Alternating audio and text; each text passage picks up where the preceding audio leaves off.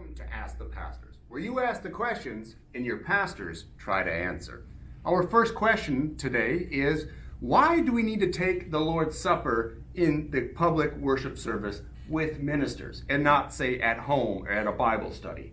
It's a great question, Rick. We get it all the time. Even at presbytery, would-be ministers, elders, sometimes don't understand this question because while we'll let a candidate preach in the pulpit on Sunday morning, we'll never let a candidate or even an elder, ruling elder, do the sacraments. And that's because the sacraments are tied to the call and to the authority that Christ gives in his ministers. He authorizes certain men to preach the gospel, and then he gives signs and seals, and those signs and seals have to come directly from him. And so the Reformed Church has always taught and believed that only one who is actually called and authorized to preach the gospel can give the seal of God's promise that yes, this word is true, and that would be baptism and the Lord's Supper. And so that while a candidate, in fact, we even make a distinction, and you know this well, while a candidate can exhort, it says in our book of church order, or a ruling elder can exhort, he can't actually preach in the sense that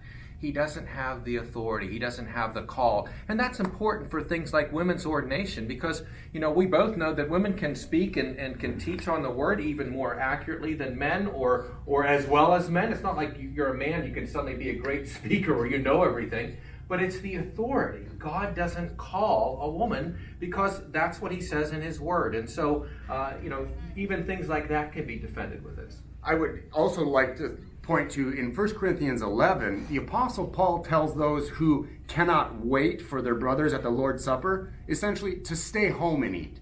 And what I want us to notice there is the implication that to be at home and eating is not to be with the church having the supper. And one of the reasons why that is that the supper requires a gathering of the body, and it also requires the oversight of the church's worship by its elders and the administration of the elements of worship by ministers, whom Christ himself calls and equips and appoints.